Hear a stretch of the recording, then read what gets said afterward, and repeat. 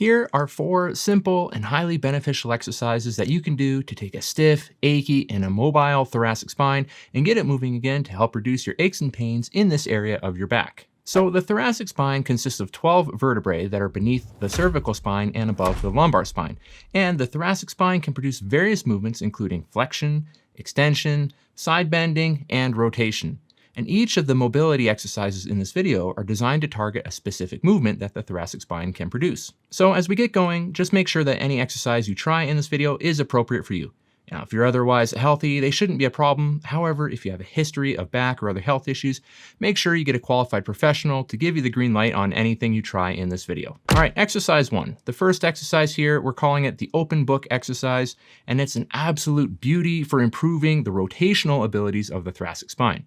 Now, not only is this incredibly simple to do, but it's highly practical because you can do it just simply lying on the floor or on the bed or on the couch. And so the key here is to pull your knees up to your chest, as this will lock out your lumbar spine, which then forces the movement through the thoracic spine, which is the area we're trying to target. Then start by pushing the top arm forwards as far as possible and then rotating as far back as you comfortably can. Now, as you do this, you may find that your breathing can influence your range of motion. And so some people like to breathe out as they perform this rotation. Others like to breathe in. Just find what works for you. So rotate as far as you comfortably can and perform as many repetitions as you'd like, then switch sides and repeat. Now, if getting down onto the floor isn't in the cards for you, you can opt to perform this exercise by kneeling against a wall.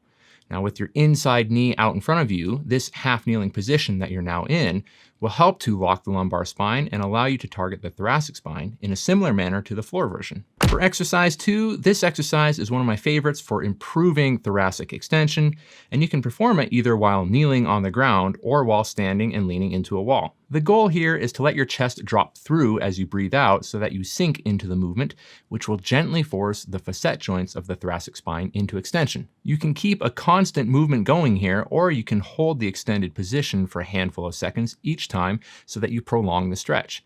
That's totally up to you, so pick which feels best for you. Now, I'm a big fan of these extension-based movements since many people, including myself, often don't get enough extension in their daily life. Now, we often spend much of our time more in a flexed position, such as when sitting at the desk with lousy posture. Again, keep it gentle and really focus on your breathing. By breathing out as you sink into the extended position, you'll likely get a bit more range out of the movement, which will help further immobilize the facet joints in your thoracic spine. And I'm going to quickly cut in right here and say that if you're finding anything in this video to be useful, helpful, informative, or you like anything else about it, feel free to hit the like button. That would mean a lot to me. And feel free to subscribe to the channel so you don't miss any of the content I'm putting out if this sort of stuff interests you. All right. On to the next exercise. For exercise 3, this exercise is a real winner when it comes to challenging the side bending, or what we often call lateral flexion of the spine. But I'm going to kick it up a notch here by also putting in a flexion and rotational component as well, so we have a combined or coupled motion of the spine. Now, since this can be a bit of a demanding movement, I often break it down into 3 levels of difficulty. If you're brand new to this exercise, start with level 1. If you can tap your fingertips down to the floor without any challenge or stretch, you can then try level 2, which is to place your palm or your fist flat on the floor. And if this is appropriate for you, stop here. Otherwise, try progressing to level 3, which involves placing your forearm on the floor. Now notice here that to achieve this, you'll have to produce both a side bending movement, a mild flexion movement, as well as a rotational movement. Whether you do level 1, 2, or 3, breathe out as you lower yourself to the floor. Take it slow and easy and perform as many repetitions as you'd like. For the 4th exercise, you will need a dowel or stick of some kind, and it can be a broom handle, a hockey stick, or anything else you can get your hands on. You just want it to be long enough so that you can use a variety of grip widths. Wide, medium, and close grips all have unique benefits here. And what we're going to do is we're going to take one end of the stick and jam it into the ground so that we can essentially create a lever point, which will force rotation through the thoracic spine when we rotate. Again, by being in a kneeling position, it will flex the hips and help to lock up the lower spine a bit more, forcing more of the rotation through the thoracic region. The key with this exercise is to play around with the hand positioning in addition to your grip width.